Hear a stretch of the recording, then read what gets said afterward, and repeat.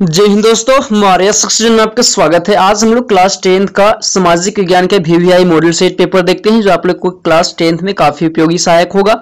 यह जो एग्जाम आप लोग का यह जो MCQ है आप लोग के बोर्ड मॉडल सेट पैटर्न पर आधारित है। आपका जो समय दिया हुआ होगा वो 1 घंटा 30 मिनट का होगा। जो आपको पूर्णांक की बात करते हैं, कुल मार्क्स की बात करते हैं तो 40 नंबर का पूछा जाएगा। चलते हैं, बिना किसी देरी के प्रारंभ करते हैं। हम लोग का यहाँ पे फर्स्ट प्रश्न क्या दिया हुआ है कि फ्रांस की क्रांति कब शुरू हुई थी। जी हाँ, फ्रांस की जो क्रांति है वो कब प्रारंभ की गई थी। तो आपका राइट आंसर घ हो जाएगा। 1789 ईस्वी में फ्रांस की क्रांति प्रारंभ हुई थी। वहीं क्वेश्चन नंबर 2 की बात करते हैं कि सामाजिक उपबंध नामक पुस्तक के लेखक कौन है। तो सामाजिक उपबंध नामक पुस्तक के लेखक रूसो है। आपका राइट आंसर का हो जाएगा। क्वेश्चन नंबर 3 की बात करते हैं कि अंग इटली सोसाइटी की स्थापना किसके द्वारा किया गया था। तो जुसेप्पे मैज़नी के द्वारा अंग इटली सोसाइटी की स्थापना किया गया था। वहीं क्वेश्चन नंबर 4 की बात करते हैं कि इटली का एकीकरण कब पूरा हुआ। जी हाँ, इटली का जो एकीकरण हुआ कब पूरा हुआ। तो 1861 ईस्वी आपका राइट आंसर हो जाएगा। क्वेश्चन नंबर 5 की बात करते हैं कि शुल्क संघ जोलवेराइन की स्थापना किसकी पहल पर किया गया था। तो आपका राइट आंसर हो जाएगा का परसा की पहल पर 1834 ईस्वी को किया गया था। अगला प्रश्न की बात करते हैं, क्वेश्चन नंबर 6। ये काफी इंपॉर्टेंट है कि जलियांवाला बाग हत्याकांड कब हुआ था। तो 13 अप्रैल 1919 ईस्वी को जलियांवाला बाग हत्याकांड घटित हुआ था। वहीं क्वेश्चन नंबर 7 की बात करते हैं कि हिंद स्वराज। जी हाँ, हिंद स्वराज नामक पुस्तक की रचना किसने की थी। तो आपका राइट आंसर हो जाएगा जो हिंद स्वराज नामक पुस्तक के लेखक रचना किया गया था वो महात्मा गांधी के द्वारा किया गया था। ऑप्शन नंबर 7 आपका राइट आंसर हो जाएगा। क्वेश्चन नंबर 8 की बात करते हैं कि स्वराज हमारा जन्मसिद्ध अधिकार है और हम इसे लेकर रहेंगे। यह कथन किसके द्वारा दिया गया था। तो आपका राइट आंसर हो जाएगा बाल गंगाधर तिलक के द्वारा यह दिया गया था कि स्वराज हमारा जन्मसिद्ध अधिकार है और हम इसे लेकर रहेंगे। वहीं क्वेश्चन नंबर 9 की बात करते हैं कि ब्रिटिश सरकार ने केसर ये हिंद की उपाधि से किसे सम्मानित किया था। तो ये ब्रिटिश सरकार ने केसर ये हिंद की जो उपाधि है वो महात्मा गांधी को उपाधि दिया था, महात्मा गांधी को सम्मानित किया गया था। लेकिन जलियांवाला बाग हत्याकांड घटने से जो महात्मा गांधी ने ये केसर या हिंद की उपाधि जो अंग्रेजों के द्वारा दिया गया था उसे रिटर्न कर दिए थे। क्वेश्चन नंबर 10 की बात करते हैं कि सीमांत गांधी किसे कहा जाता है। जी हाँ, सीमांत गांधी किसे कहा जाता है। तो आपका राइट आंसर हो जाएगा अब्दुल गफ्फार खान को सीमांत गांधी के नाम से जाना जाता है। क्वेश्चन नंबर 11 की बात करते हैं कि उत्पत्ति के आधार पर संसाधन कितने प्रकार के होते हैं। जी हाँ, उत्पत्ति के आधार पर संसाधन 2 प्रकार के होते हैं, जैव संसाधन और अजैव संसाधन।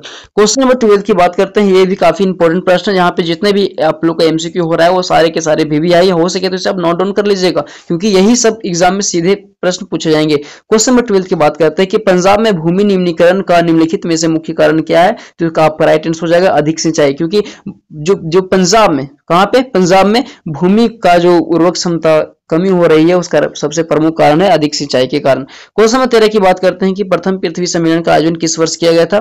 तो प्रथम पृथ्वी सम्मेलन का आयोजन रियो डी जेनेरो ब्राजील में 1992 ईस्वी को किया गया था। आप लोग कमेंट में बताइएगा कि द्वितीय पृथ्वी सम्मेलन का आयोजन कब किया गया था। क्वेश्चन नंबर 14 की बात करते हैं कि किस राज्य में काली मृदा मुख्य रूप से नहीं पाई जाती है। जी हाँ, यहाँ पे जितना भी ऑप्शन दिया हुआ है लगभग सारे के सारे में जो काली मृदा है वो पाई जाती है यहाँ पे, लेकिन इस सब में सबसे कम जो पाया जाता है वो राजस्थान में पाया जाता है, चित्तौड़गढ़ और उदयपुर के एक छोटे से एरिया में पाया जाता है।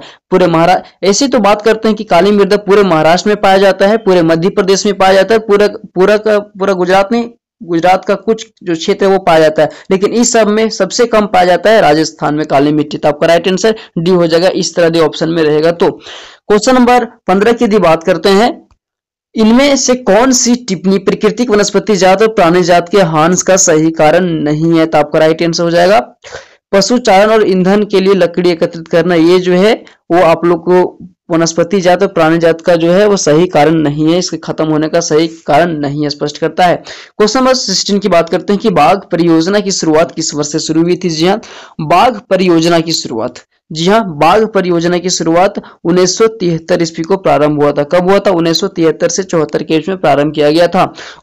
क्वेश्चन नंबर 17 की बात करते हैं कि अंतर्राष्ट्रीय प्राकृतिक संरक्षण और प्राकृतिक संसाधन संरक्षण संघ के द्वारा विभाजन को किस श्रेणी में रखा गया है। तो अंतर्राष्ट्रीय प्राकृतिक संरक्षण, ये देखने से ही पता चल जा रहा है कि ये नेचर से संबंधित है। तो ये जो है अंतर्राष्ट्रीय प्राकृतिक संरक्षण और प्राकृतिक संसाधन संरक्षण संघ के द्वारा जो विभाजित किया गया है वो कौन सा श्रेणी में रखा गया है। तो आपका राइट आंसर हो जाएगा इसे इनमें से सभी, अर्थात इसे संकरग्रस्त जातियों, लुप्त जातियों और दुर्लभ जातियों में विभाजित किया गया। तो आपका राइट आंसर घ हो जाएगा। क्वेश्चन नंबर 18 की बात करते हैं कि 14वीं शताब्दी में किसने दिल्ली में सीरी फोर्ट क्षेत्र में जल की सप्लाई के लिए हौज खास का निर्माण किया था। तो आपका राइट आंसर हो जाएगा। देखिए ये तो सारे के सारे गलत आंसर दिए हुए हैं, क्योंकि आपका जो इसमें राइट आंसर हो जाएगा, क्योंकि दिल्ली में सबसे पहले सप्लाई के लिए हौज जल के लिए हौज जो निर्माण किया गया था वो अलाउद्दीन खिलजी के द्वारा स्थापित किया गया था। लेकिन इस तरह यदि प्रश्न रहेगा तो आपका राइट आंसर खा हो जाएगा, इल्तुतमिश। कहीं कहीं पे कुतुबुद्दीन ऐबक भी देता है, लेकिन इस अनुसार से ये तो वास्तविक रूप में बात करें तो सारे के सारे ऑप्शन गलत दिए हुए हैं। आपका राइट आंसर यदि इस सब में चुनने के लिए कहा जाएगा तो इल्तुतमिश ही मारिएगा। क्वेश्चन नंबर 19 की बात करते हैं, काफी इंपॉर्टेंट प्रश्न है। निम्नलिखित में से कौन सा वक्तव्य बहुउद्देशीय नदी परियोजनाओं के पक्ष में दिया गया तर्क नहीं है? देखिए यहाँ पे जितने भी परियोजना की बात कर रहा है, ये सारे के सारे जो तर्क हैं वो सारे के सारे तर्क सही हैं इसमें, लेकिन यहाँ बोल रहा है कौन सा तर्क जो है वो सही नहीं है, कौन सा तर्क जो है वो सही नहीं है। तो इस क्वेश्चन के अनुसार से यहाँ पे जितने भी जो ऑप्शन दिए हुए हैं सारे के सारे सही है। जैसे कि बहुउद्देशीय परियोजनाएं उन क्षेत्रों में जल लाती है जहाँ जल की कमी होती है, तो 100% सही है, क्योंकि यदि बहुउद्देशीय परियोजना होगा तो उसके नहर के माध्यम के द्वारा दूरस्थ क्षेत्रों में जो सूखे इलाके वहां पे तो जल पहुंचाया जा सकता है।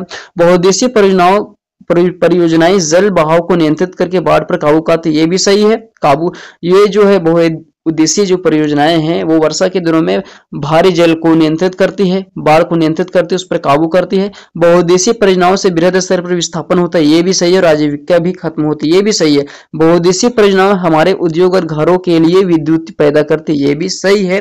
तो आपका राइट आंसर यहाँ ये सारे के सारे ऑप्शन गलत हो जाएंगे, इसे आप नजरअंदाज कर दीजिए। क्वेश्चन नंबर 20 की बात करते हैं कि सरदार सरोवर बांध किस नदी पर बनाया गया है? जी हाँ, सरदार सरोवर बांध की बात करते हैं तो ये नर्मदा नदी के तट पर बनाया गया है। क्वेश्चन नंबर 21 की बात करते हैं कि सामान्य किसी देश का विकास किस आधार पर निर्धारित किया जाता है? तो आपका राइट आंसर हो जाएगा प्रति व्यक्ति या औसत साक्षरता दर और लोगों का स्वास्थ्य स्थिति। आपका राइट आंसर हो जाएगा इनमें से सभी।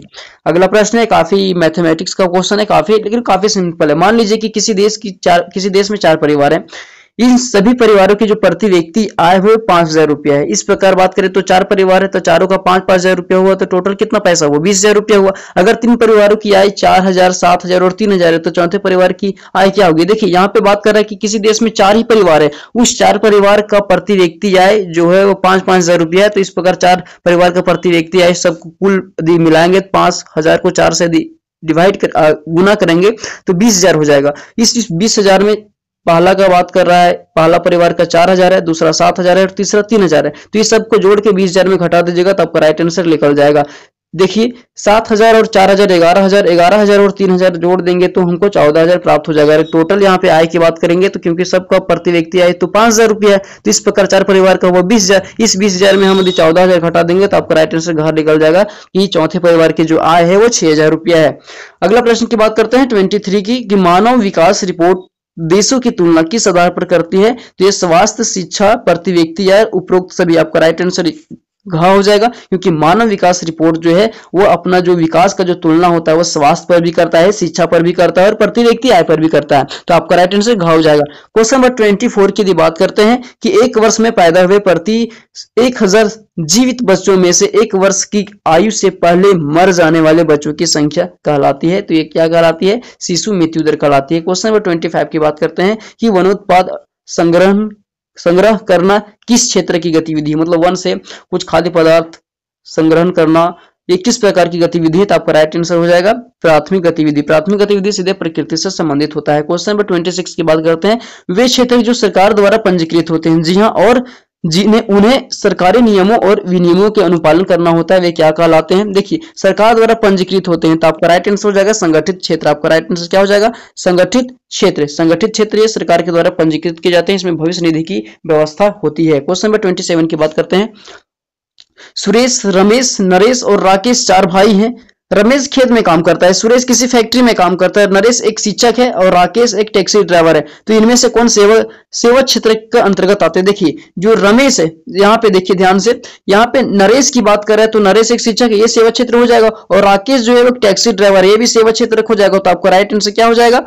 नरेश हो जाएगा और क्या हो जाएगा? राकेश हो जाएगा। तो नरेश और राकेश कहाँ पे? ऑप्शन नंबर ग देखिए, नरेश और राकेश आपका राइट आंसर है, क्योंकि ये दोनों जो है वो सेवा क्षेत्र में संलग्न है। क्वेश्चन नंबर 28 की बात करते हैं कि रोहन एक अकुशल बेरोजगार युवक है। जी हाँ, वह रोजगार गारंटी देने वाली सरकार योजना मनरेगा के तहत अपना पंजीयन करवाता है। तो रोहन को वर्ष में कितने दिनों के रोजगार की गारंटी मिलेगी। तो देखिए ये जो मनरेगा है, मनरेगा के तहत जो उसको जो रोजगार की जो गारंटी मिलती है वो 100 दिनों की मिलती है। आपका राइट आंसर ग हो जाएगा। क्वेश्चन नंबर 29 की बात करते हैं कि एक खेत में लक्ष्मण और उसके परिवार 4 व्यक्ति काम करते हैं। लक्ष्मण उसके परिवार के 4 व्यक्ति लक्ष्मण भी काम करता है और 4 व्यक्ति उसके परिवार के 4 व्यक्ति भी काम करते हैं, जिसमें सालाना 20 क्विंटल गेहूं का उत्पादन किया जाता है। लक्ष्मण चचेरे भाई करण ने 1 वर्ष तक लक्ष्मण और उसके परिवार के साथ मिलकर काम किया। मतलब यहाँ क्या बात कर रहा है कि लक्ष्मण और उसके परिवार, उसके देखिए लक्ष्मण और उसके 4 परिवार एक खेत में काम करते हैं, उसका जो प्रति उत्पादन है 20 क्विंटल गेहूं होता है। लेकिन लक्ष्मण ने क्या किया था, अपने चचेरे भाई को भी बुला करके